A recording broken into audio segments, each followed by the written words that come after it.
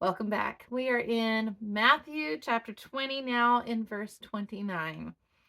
As they were leaving Jericho, a large crowd followed Jesus.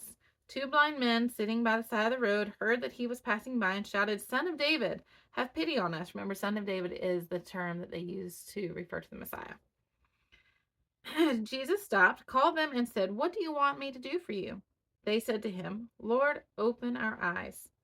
Filled with tenderness, Jesus touched their eyes, and instantly they received their sight and followed him. Okay, so background for a second here is in these different gospels, in Luke and in Mark, they talk about the same story, but one is talking about um, leaving Jerusalem, one is approaching Jerusalem, or Jericho, sorry, one's leaving Jericho, one's approaching Jericho. So there's some, it seems like there's some contradictions, but there actually aren't. Um, there is two Jerichos at the time. There's the one that is an inhabited ancient Jericho, and then there's the other one that was a recently developed Roman spa that was nearer to Jerusalem. So that is where the two different ones, that's why they could have those different phrasing. It may be that one was looking at from the perspective of leaving one of the Jerichos, the inhabited ancient ruins of Jericho, or the other one saying they were getting close to the Jericho where the spa is. So each one just has a different perspective of where they're coming from. Now, it was also a winding 15 miles from Jericho to Jerusalem. It was also uphill. I think it goes up 3,000 feet through dry desert. So it takes about 6 to 8 hours of uphill walking to get there. So it's not like they were taking their time. They probably really wanted to keep going. But then we have this right after Jesus has talked to them about this parable. Zebedee's mother, Salome, Zebedee's son's mother, Salome, has come up and had this conversation of wanting her children to be in this position. And then now we get to this story of these blind men that are coming, and they're crying out for Jesus to have pity on them. Um, Here's the juxtaposition. The first part where Salome comes to Jesus, she throws herself prostrate at his feet and asks for a favor. These men are also asking for a favor. Jesus asks her, "What do you want?" Jesus asked these men also, "What is it? What do you want me to do for you?" Both kind of, these are parallels here. But one was blinded and didn't have understanding, didn't have the right perspective, and asked for her sons to be put into high positions.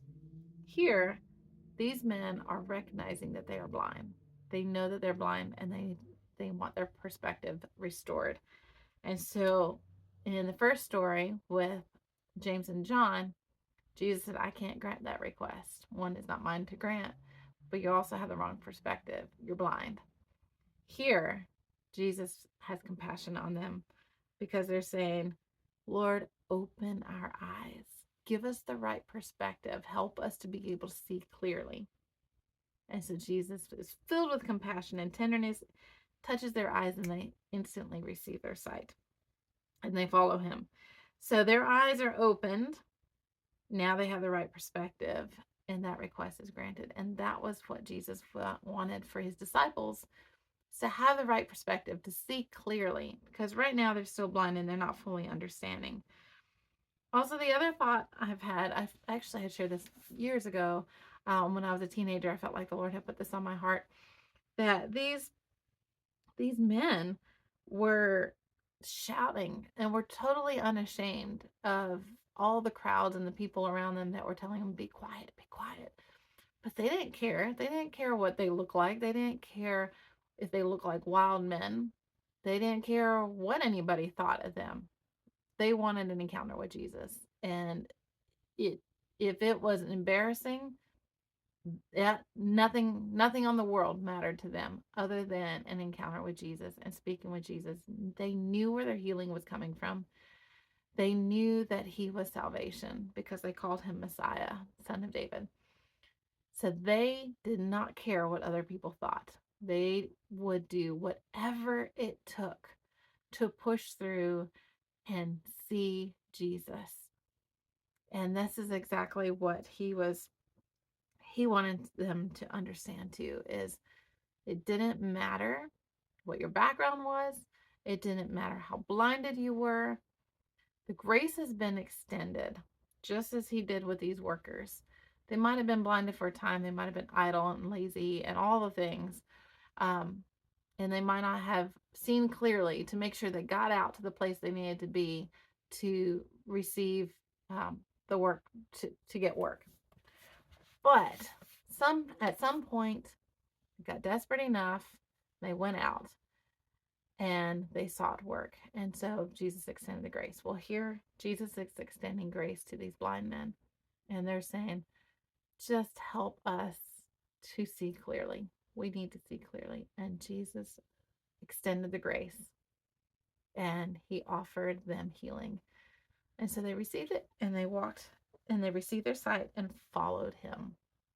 So they could have received it and turned away, but they received it and they worshiped. And they might have shouted even more, but nothing was going to stop them from getting to Jesus. No obstacle at this point was going to stop them. Even because it's on the side of the road as they were leaving Jericho, this dry desert, high climb. It didn't matter to them. They were going to fight through the crowd, through the insults, through the rebukes, through everything to get to Jesus, to receive their healing and to receive their salvation and to follow him. So I pray that's where you are. It doesn't matter what people say. Don't let the fear of man stop you from getting to Jesus or from your encounter with him. Get to him. Whatever it takes, get to Jesus.